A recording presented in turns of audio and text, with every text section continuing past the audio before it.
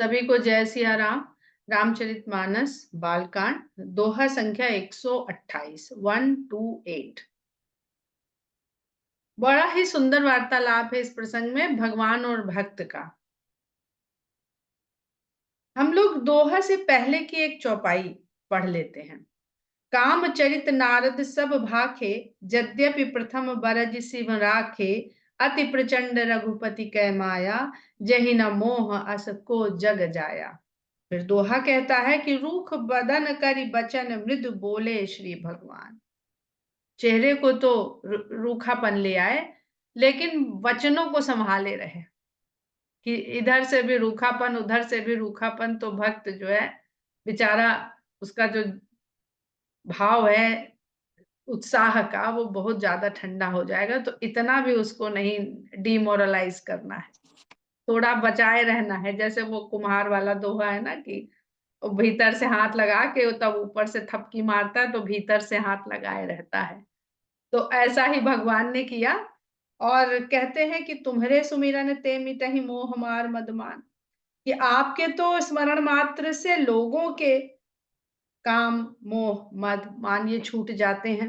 तो सुन मुनि मोह होई मन ताके, ज्ञान विराग हृदय नहीं जाके। ब्रह्मचर्य व्रत रत मति धीरा, तुम्हीं की करई मनोभव पीरा। लेकिन मनोभव तो पीड़ा कर चुका। कैसे? जो नारद जी भगवान के वैकुंठ जाए चाहे क्षीर सागर जाए, क्या कहते हुए जाते थे हमेशा? भगवान का गुणगान, नारायण नारायण, और भगवान के गुण ग्राम की गाथा। और आज क्या कहते हुए पहुंचे हैं? कामचरित नारद सब भाखे।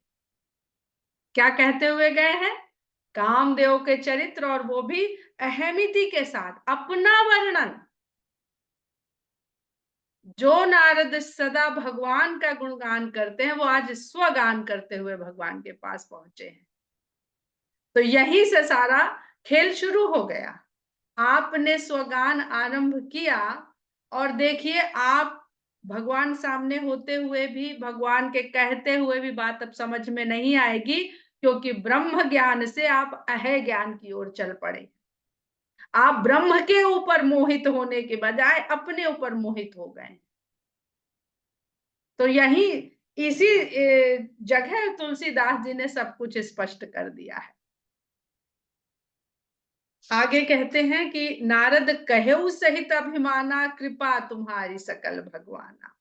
अब भगवान ने कहा कि जिसकी बुद्धि इस तरह से धैर्य को धारण करने वाली हो, जो सदा ब्रह्मचर्य व्रत में लगा हो। वो बता रहे हैं कि अरे आप तो ब्रह्मचर्य व्रत को धारण करने वाले हैं, इसलिए आपकी धीर बुद्धि है, पर वो कर तो नहीं रहे ना ब्रह्म ज्ञान। ब्रह्म गान नहीं कर रहे हैं, वो स्वगान कर रहे हैं, और स्वगान में भी कामदेव की लीला का बखान कर रहे हैं। तो भगवान उनको जब ये बात कहते हैं तो अब क्या कहें? उन्होंने सोचा कि भगवान तो कहेंगे कि अरे वाह नारद, तुम ही मेरे सबसे अच्छे भक्त हो। देखो, तुमने जो है कामदेव को जीत किया। तुम कहेंगे भगवान, यानी उनके कान हम सुनने के लिए लालायित थे कि अभी मेरी पीठ ठोकी जाएगी, अभी हमारा भगवान हमारा गुणगान करेंगे। अभी तक भक्त भगवान का गुणगान कर रहा था और भक्त अपना गुणगान करने लगा, तो इच्छा भी हमने कल कहा था ना, जैसे आप वैसे आपका भगवान। ये प्रसंग यही बताता है। तो भगवान ने उनको बताया कि कहाँ गया ब्रह्मगान भैया? आज नारायण नारायण नहीं, आज नारद और काम, नारद और काम। तो खुद ही जाके फंस रहे हैं, भगवान थोड़ी कहीं भेज रहे हैं उन्हें। तो नारद जी ने ये बात कही तो कि हाँ भगवान है तो सब आपकी कृपा, लेकिन उसमें अभिमान था कि हम वो उन कुछ चुने हुए चुनिंदा लोगों में से हैं।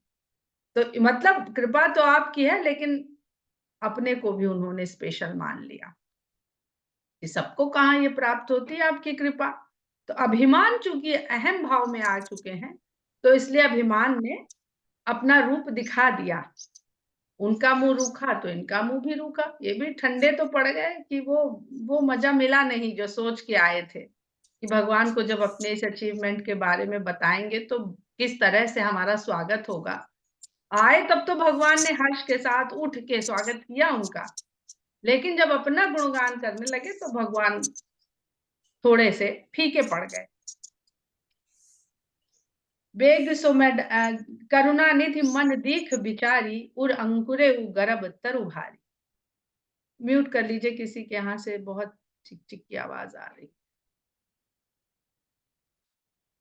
तो करुणा के भंडार भगवान ने विचार करके मन में देख लिया। अब वो बैठा ही वही आपके मन में है, तो जितने प्रोडक्शन वहां हो रहे हैं वो मशीनरी तो वही देख रहा है, वहीं बैठता है ना वो अंतर्मन में, अंतर्धान होके अंतर्मन में चला जाता, उसी कठरिया में वो बैठा है जिस कोठरिया से आप ये सब निकाल रहे हो। तो वो एक एक एक एक जो मन का भाव निकल रहा है वो आपके मुंह से वाणी में आने से पहले ही वो वहां देख लेता है। तो उन्होंने विचार करके पाया कि इनके भीतर तो ये जो अंकुरित हो गया है, अंकुर फूट गया है हृदय में गर्व का, ये एक दिन बड़ा भारी वृक्ष बनेगा। उर अंकुरेउ गर्भ तरु भारी, बेग सो मैं डारी हूं उखारी, पन हमार सेवा हितकारी। मैं शीघ्र से शीघ्र इस अंकुर को ही उखाड़ के फेंकूंगा, क्योंकि मेरा प्रण अपने भक्त की रक्षा करना। अब उन्होंने फिर रावण के गर्व को क्यों बढ़ने दिया? क्योंकि उसका कल्याण ही वहीं तभी हो रहा था। अगर अहंकार उखाड़ देते तो उसका वध नहीं करते तो उसको मोक्ष नहीं मिलता। तो जैसा जिसका भाव वैसा उसका भगवान, जैसे आप वैसे आपका भगवान। वो रावण ने ही तो मांगा कि नहीं भाई शत्रु भाव कर लेंगे, तो शत्रु जैसे भगवान मिल गए। मुनि करहित मम कौतुक होई, अवश्य उपाय करब मैं सोई। मैं अवश्य ही वही उपाय करूंगा अब, जिससे नारद का कल्याण हो, और मेरे लिए तो मात्र लीला रहेगी, एक खेल रहेगा। कल्याण तो मुझे इनका करना है। तब नारद हरिपद सिर नाई, चले हृदय अहमिति अधिकारी। तब नारद जी ने भगवान के चरणों में शीश नवाया, और जब वहां से चले तो इस अहम भाव को और अधिक बढ़ा के चले। कि पहले तो काम को जीता, क्रोध को जीता, अब भगवान के कृपा पात्र भी हम हैं। अब हमारा दुनिया में कौन बाल बांका कर सकता है? इस भाव के साथ वो वहां से निकले। कहां से निकले? देखिए बहुत सुंदर जोड़ा है तुलसीदास जी ने कि श्रीपति निज माया तब प्रेरी, सुनहु कठिन करनी तही केरी। जैसे ही वो वहां से निकले तब भगवान ने अपनी माया को प्रेरित किया, सुनो कठिन। और अब सुनिए उस माया की जो फैलाई हुई, उसने फैलाया जाके, वो कितनी कठिन करनी हो गई उसको सुनिए। तो माया भगवान की इच्छा और भगवान की प्रेरणा से ही सब कुछ करती है। बिरचे उमग महु नगर ते ही सत जो जन विस्तार, श्रीनिवास पुरते अधिक रचना विविध प्रकार। उसने आगे जाते ही भगवान की माया ने 100 योजन के विस्तार वाला एक सुंदर नगर रच दिया, जिसकी शोभा, जिसकी सुंदरता, जिसकी निर्माण कला श्रीनिवासपुर से भी अधिक थी। श्रीनिवासपुर जहां भगवान अपनी लक्ष्मी के साथ निवास करते हैं, वैकुंठ। अब ये बहुत समझने की ये दोहा और ये चौपाई, बहुत इसमें बहुत सारे अर्थ रहस्य छुपे हुए हैं कि उन्होंने श्रीनिवासपुर से सुंदर क्यों बनाया।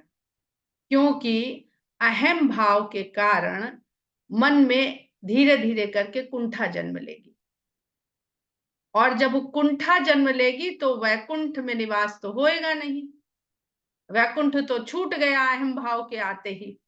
वैकुंठ का मतलब जहां कोई कुंठा नहीं है, विरहित विहीन कुंठा से। और सब हमारे मन में ही चल रहा है ये सारे निवास स्थान। तो उससे भी सुंदर अब बनेगा, तब तो इनको पता चलेगा। वैकुंठ में तो बिना इच्छा के जाता है ना मनुष्य। कुंठा की जननी कौन है? इच्छा। कुंठा की जननी इच्छा है। तो इच्छा को पैदा करने के लिए तो वैकुंठ से देखने में तो सुंदर होगा। माया सब समझ रही है कि यहीं इनका दूर करना होता है ये मोह, तो यहीं अभी यहीं खड़े-खड़े भगवान कर देते। वैकुंठ जहाँ भगवान है वहाँ वैकुंठ स्वयं ही है। तो इनको तो अब कुछ और देखना है, तब इनको समझ में आएगा। तो बसई नगर सुंदर नर नारी जनु बहु मन सिज रति तनु धारी। उस नगर के जो स्त्री और पुरुष थे, वो सब इतने सुंदर थे कि सब के सब कामदेव और रति के समान जोड़े में लग रहे थे। तहिपुर बसई शील निधि राजा अगणित हय गय सेन समाजा।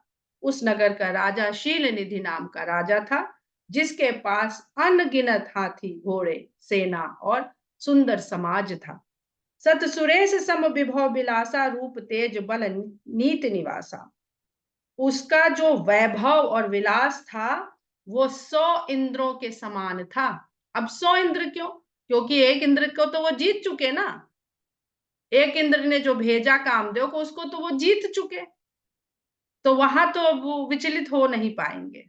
आपने जी भर भर के रोज एक रसगुल्ला खा लिया, एक रसगुल्ला, तो अब रसगुल्ला तो आपको मोहित करेगा नहीं। अब रसगुल्ले से बढ़िया कोई चीज और 100 गुने बढ़िया, और आप जानते हो कि उससे बढ़िया है, तो वही शायद अब आपके मन को डिका पाएगी।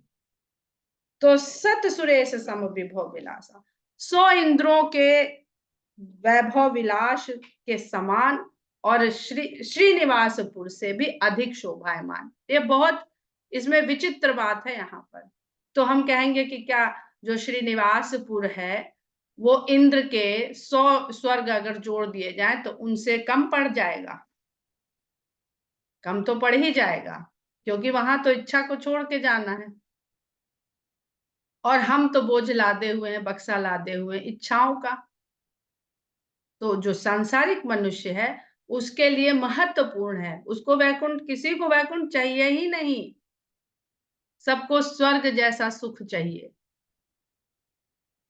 रूप तेज बल नीति निवासा, जो रूप में, तेज में, बल में, नीति में, सब में निपुण था, सबका वास था उसके राज्य में, उसके व्यक्तित्व में। विश्व मोहिनी तास कुमारी श्री विमोह जिस रूप निहारी।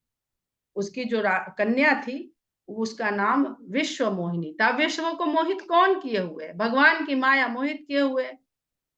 तो उसकी जो कन्या थी वो विश्व मोहिनी थी, उसका नाम भी कह सकते हैं और उसका भाव भी ले सकते हैं। श्री विमोह जिस रूप निहारी, श्री भी, लक्ष्मी भी जिसके रूप को देख ले तो मोहित।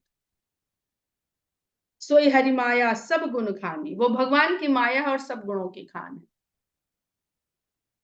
शोभा तासु की जाई बखानी, उसकी शोभा का बखान कैसे किया जा सकता है? वो भगवान की ही माया है, वो भगवान की इच्छा के अनुसार और संसार की आवश्यकता के अनुसार, कभी लक्ष्मी तो कभी सरस्वती तो कभी सीता तो कभी राधा तो कभी रुक्मिणी तो कभी कुछ, भगवान की आह्लादनी शक्ति राधा को कहा जाता है।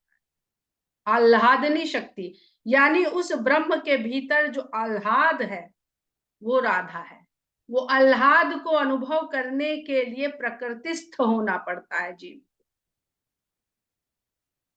वो निर्गुण भाव है आह्लाद का, पर उसको अनुभव करने के लिए सगुण रूप से ही हम सगुण होंगे, तभी तो उसको अनुभव कर पाएंगे उस आह्लाद।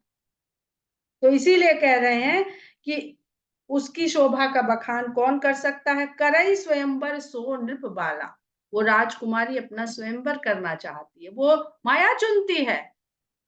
माया स्वयं चुनती है कि वो इस संसार में किसके ऊपर जाकर के अपनी कृपा करेगी। तभी तो भगवान के लिए तुलसीदास जी लिखते हैं कि मोर सुधारी ही सो सब भांति, जासु कृपा नहीं कृपा घाती। आए तह अगणित महिपाला, इसलिए धरती के अलग अलग पालक राजा लोग वहां पर आए हैं कि शायद मुझे चुन लिया जाए। मुनि कौतुकी नगर ते ही गयऊ, पुरबासिन सब पूछत भयऊ। मुनि भी उस नगर में गए, और उनका तो काम ही है इधर उधर घूमते फिरते रहना, तो कौतुक करते हुए वो भी वहां पहुंच गए। और नगर वासियों से उन्होंने उस नगर का हाल पूछा, क्योंकि आपसे पहले इतना घूम लिए थे पर ये नगर देखे नहीं थे कभी।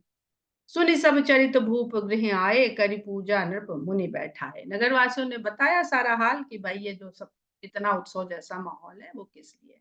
अब देखिए, तो पहला स्वयंवर आ गया। रामचरितमानस की कथा में पहला स्वयंवर। एक विवाह हो गया शिव पार्वती का, एक विवाह टूट गया शिव सती का, और एक स्वयंवर आ गया। अब ये तीनों का संबंध भी समझते चलेंगे, कोशिश करेंगे कि इसके भी आध्यात्मिक पक्ष को समझते हुए चलें। तो जब नारद जी ने ऐसा सुना कि राजकुमारी स्वयंवर कर रही है, तो राजा राजमहल में पहुंच गए और राजा ने नारद मुनि का सत्कार किया। पूजा का अर्थ सत्कार होता है। सत्कार करके उनको बढ़िया से बैठाया। आनी दिखाई नारदहि भूपति राजकुमारी, कहु नाथ गुण दोष सब एहि के हृदय विचार। और फिर अपनी कन्या को बुलवाया राजा ने, और नारद जी को दिखाया कि हे मुनि, ये मेरी ये कन्या है, इसके गुण और दोष को जरा विचार के बताइए। देख रूप मुनि बिरत बिसारी, बड़ी बारी लग रहे निहारी। अब जैसे ही उन्होंने कन्या के मुख को देखा तो भूल गए, विस्मृत हो गया उनको रूप देखकर, और बड़ी देर तक बस उसे निहारते ही रह गए। अभी हाथ देखने की नौबत ही नहीं आई, उसका रूप देख के, चेहरा देख के बिल्कुल ठगे से खड़े रह गए। लक्षण तासु बिलो की भुलाने, हृदय हरस नहीं प्रगट बखाने। और जब हाथ में उसके लक्षण देखे, हाथ में देखे कि मुख में देखे, ये तो तुलसीदास जी ने नहीं लिखा है, जो भी लक्षण उन्होंने देखे कन्या के, उसको देख करके तो वो बिल्कुल ही भूल गए सब कुछ। और वो उन्होंने प्रकट रूप से कन्या के पिता को, शीलनिधि राजा को बताया नहीं, अपने मन में छुपा ले गए। क्यों छुपा ले गए? कि जो एहि बरई अमर सोई होई, समर भूमि तहि जीत न कोई, सेवहि सकल चराचर ताहि, बरई शील निधि कन्या जाहि, लक्षण सब विचारी उर राखे, कछुक बनाई भूप सन भाके। उन्होंने देखा उसके लक्षणों में क्या क्या है, उसके भाग्य में, तो उन्होंने पाया कि जो ये कन्या जिस वर का वरण करेगी वो अमर होगा, उसको युद्ध की भूमि में कोई जीत नहीं सकेगा, और सारा चराचर जगत उसकी पूजा करेगा, सेवा करेगा। ऐसा उन्होंने देखा कि शील निधि की कन्या जिसका वरण करेगी उसका भाग्य में ये रहेगा। और ये सारे लक्षण विचारने के बाद, देखने समझने के बाद, उन्होंने अपने हृदय में ही रख लिया और कुछ बनावटी बातें राजा से कह दी। अब यहाँ पर हम लोग देखें तो किस किस की तुलना हो रही है? माता सती की और नारद जी की। माता सती ने भी कुछ बनावटी बात भगवान से कही और वास्तविकता छुपा ले गई, और नारद जी ने भी। स्थितियां परिस्थितियां भिन्न है, पर अपने मन में बात को रख लेना और प्रगट में कुछ और कहना, इसी का फल देखने में आ रहा। और क्यों क्यों ऐसा किया, ये भी आगे की कथा से समझ में आ जाएगा कि ऐसा कर क्यों रहे हैं। उन्होंने अपने अहंकार के रक्षा पोषण के लिए किया था, और ये अपने अहंकार को भी पालना शुरू किए हैं। वो दक्ष सुता थी, वो लेके आई थी।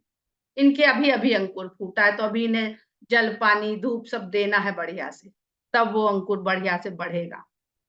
तब उसमें एक के बाद एक इच्छाओं की शाखाएं आएंगी। जो उत्तरकांड में एक छंद है जिसमें हम सब लोग फंस जाते हैं बार बार के, अव्यक्त में नादि करके जो है, जो गीता के 15वें अध्याय का जिसमें सार है, जिस छंद में, यहाँ से उसको आप कनेक्ट करके समझने का प्रयास करेंगे। जो सिद्धांत है वो यहाँ कथा रूप में है। तो सुता सुलक्षण कही नृप पाही, कन्या तुम्हारी बड़ी सुलक्षणा है, ऐसा राजा से कह करके नारद चले सोच मन माही। नारद वहां से चल पड़े और मन में सोच लिए हुए वहां से चले। सती को भी सोच ने घेर लिया था। असत भाषण आपको चिंता देगा ही देगा। चिंता से बचना है तो असत भाषण से दूर रहिए। करऊ जाई सोई जतन बिचारी, जय प्रकार मोहि बरय कुमारी। और मन में क्या चलने लगा कि कोई ऐसा यत्न करे कि जिस प्रकार ये कन्या मेरा वरण कर ले। आप नारद जी की बुद्धि देखिए कैसे, जो मतिधीर थे वो मति भ्रम में कैसे हो गए कि हाथ तो देखे और ये नहीं देख पाए कि ये जिसका वरण करने वाली है, अर्थात इसका जो स्वामी है, वो तो ऑलरेडी ये सारे गुणों से भरा हुआ है। चराचर जगत उसे पूछता है, उसे युद्ध में कोई जीत नहीं सकता है, वो सदा सदा रहने वाला है। ये नहीं दिखाई पड़ रहा उन्हें। क्योंकि ब्रह्म के सामने अहम आ गया। तो दीवार खड़ी हो गई और ब्रह्म जो प्रकट है, हाथ में दिख रहा है उसके, पर देख नहीं पा रहे हैं। जब तप कछु न होई तही काला, हे विधि मिलई कवन विधि बाला। अब तो जब तक ये कन्या मिल नहीं जाएगी तब तक पूजा पाठ, जब तक में कुछ मन नहीं लगेगा। धीरता चली गई। जो भगवान ने उनसे अभी अभी कहा था कि तुम मत धीर हो, वो तो चली गई, छोड़ गई उनको उसी समय। और देखिए यहाँ पर, तो जब शंकर भगवान से जब सती छूटी थी, तब उन्होंने अपने को स्थिर करने के लिए राम के नाम का सहारा लिया था। और जब पार्वती को मिलने का उनके सामने प्रस्ताव भगवान ने रखा था, तो अधीरता नहीं आई थी, तब भी उन्होंने धीरज धारण किया था और जाके समाधि में बैठ गए थे। और इनसे समाधि छूट गई। इनसे ध्यान जब तक जब होएगा ही नहीं, जब पहला चरण नहीं होगा तो ध्यान समाधि कहाँ से जाएगा। तो एक छोटे से अंकुर ने सारा किया कराया उनका डिस्टर्ब कर दिया। और हे विधि मिलई कवन विधि बाला, बस मन में एक ही विचार चल रहा है कि हे विधाता, ये कन्या मुझे कैसे मिले। और कन्या मिलने से ज्यादा इंपॉर्टेंट क्या है कि हमको ये सब प्राप्त हो जाए, अगर हम इस कन्या ने हमको चुन लिया तो। यही अवसर चाहिए परम शोभा रूप विशाल, जो बिलो की रीझ है कुंवरी तब मिले। तो इस अवसर पे मैं, ऐसी कौन सी वस्तु है जिससे ये मेरे ऊपर आकर्षित हो जाए। अब रात पाठ तो है नहीं। अब जो उस समय चला मन में, तो उन्होंने कहा कि बहुत अधिक सुंदरता अगर मिल जाए इस समय, सबसे आवश्यक यह है कि परम शोभा रूप विशाल मिल जाए। और जिसको देखते ही, अब क्यों, क्योंकि वो देख के रीझे हैं। पहला उनका आकर्षण क्या हुआ, पहला आकर्षण था कि देख रूप मुनि बिरत बिसारी। तो इसलिए चूंकि देख के मोहित हुए हैं रूप पर, लक्षण तो बाद में देखे हैं, तो इसीलिए यही सोच रहे हैं कि हमारा भी अगर ऐसा ऐसा रूप हो जाए कि मेरे रूप को देखते मोहित हो जाए, फिर आगे पीछे कुछ सोचे ही नहीं, बाकी तो उसके भाग्य में सब कुछ है, हम देख ही आए हैं। तो कह रहे हैं कि बस मेरे रूप पर रीझ जाए और मुझे जयमाल पहना दे, मेरे गले में डाल दे। हरिसन मांगो सुंदरताई, होई ही जात गहरु अति भाई। भगवान से जाऊं सुंदरता मांगू तो मिल तो जाएगी, लेकिन भैया बड़ी देर हो जाएगी, यहाँ तो स्वयंवर का आयोजन होते खड़ा है एकदम। हम फिर जाए बैकुंठ, फिर वहां पहुंचे और फिर मांगे और फिर लेकर आए तो बड़ी देर हो जाएगी। तो मोरे हित, बहुत सुंदर चौपाई है, मोरे हित हरि सम नहीं को, यही अवसर सहाय सोई हो। हे भगवान, इस समय मेरा कल्याण करने वाला आपके समान कोई दूसरा नहीं है। इस अवसर पर आप ही बस आइए, मेरी सहायता करिए किसी तरह। और इतना कहना था कि बहुविधि विनय तीन कही का तही काला, प्रगटे प्रभु कौतुक। और हमको तो भगवान आपके पास आने में देर हो जाएगी, जबकि सबसे तेज गति है उनकी, तभी भी उनको लग रहा नहीं, उतना भी टाइम नहीं। मन है ना, मन तो लग नहीं रहा जब तप में, पहले ही कह दिए। जब जब तक में मन नहीं लग रहा, तब यहीं बैठे बैठे भगवान तो मिलेंगे नहीं, तब तो चरणों का और तन का ही सहारा लेना पड़ेगा, उसमें आते जाते तो बड़ी देर हो जाएगी। तो बहुत प्रकार से वहीं खड़े खड़े खड़े खड़े भगवान की विनती करने लगे। और कौतुकी कृपा करने वाले खिलंदड़े भगवान, उनके लिए तो सब खेल खिलौने हैं, तुरंत प्रकट हो गए कि हम तो चाह ही रहे थे, हमने तो ये सब फैलाया इसीलिए था हमें, कि भाई मेरी जरूरत पड़े तो हम आए, नहीं तो शायद यहाँ भी निपटा ले भक्त हमारा।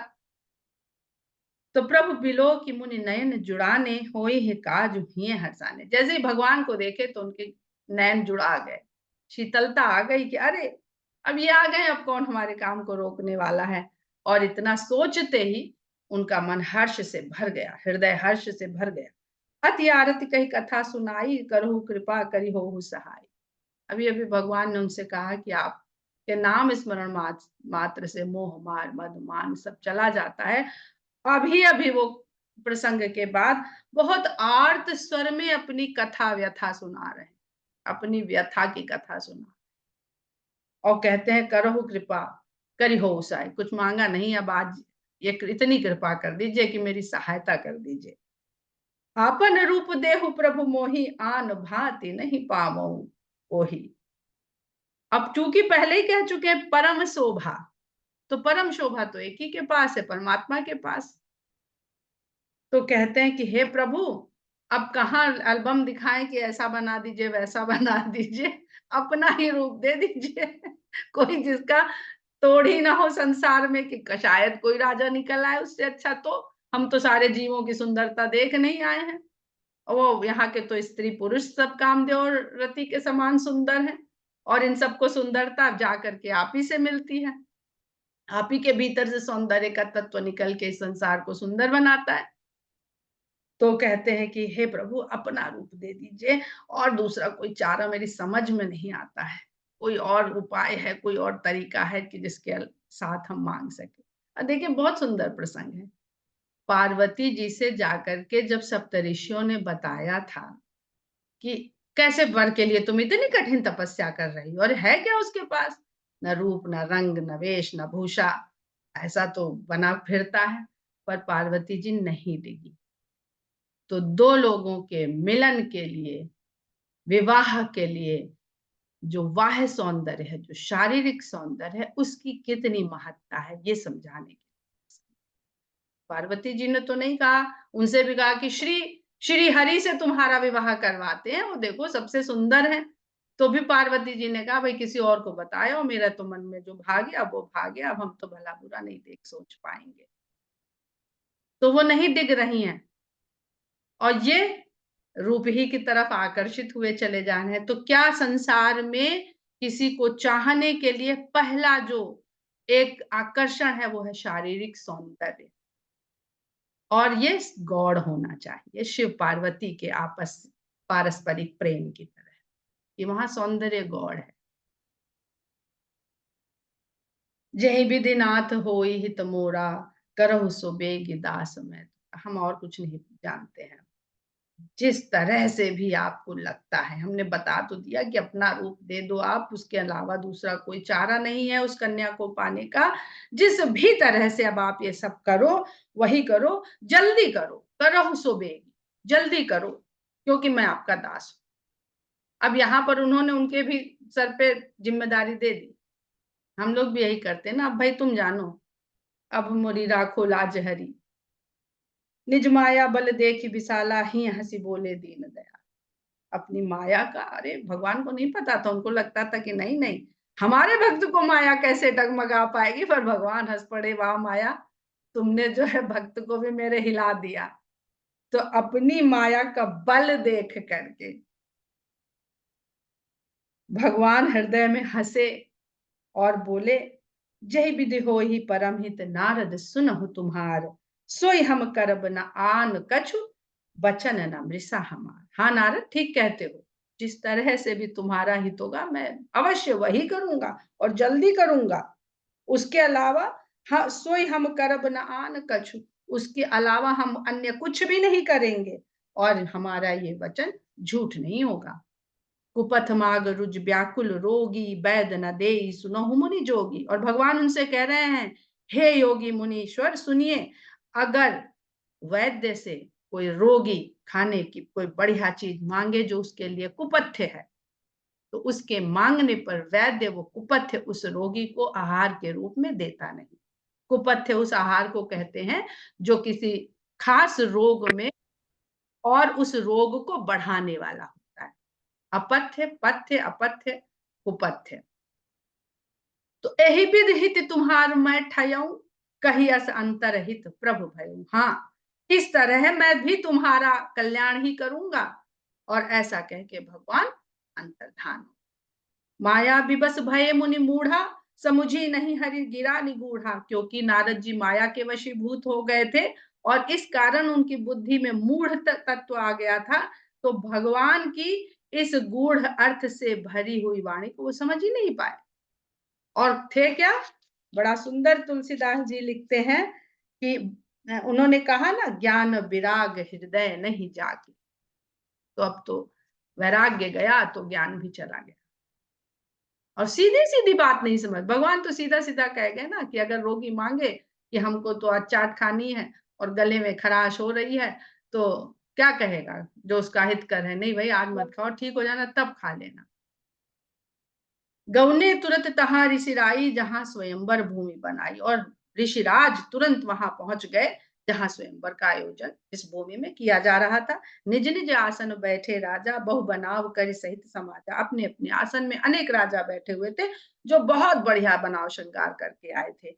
मुनि मन हरस रूप अति मोरे, मोहित जियानि बरहि न मोरे। अब भगवान की बात पे ऐसा विश्वास करे कि शीशा भी देख के नहीं है। देखिए यहाँ एक बहुत लौकिक बात भी समझाई जा रही। कहीं जाओ तो किसी दूसरे पे विश्वास ना करो, जाने से पहले अपना मुख दर्पण में देख जाओ।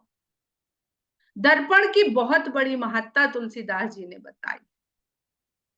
निज मन मुकुर सुधारी, दशरथ जी ने जब दर्पण देखा है तब अपने स्वरूप का, कौन सा दर्पण है जिसमें अपने स्वरूप का बोध हुआ और उन्होंने कहा कि अब तो राम को राजा बनाना चाहिए, वृद्धावस्था आ रही।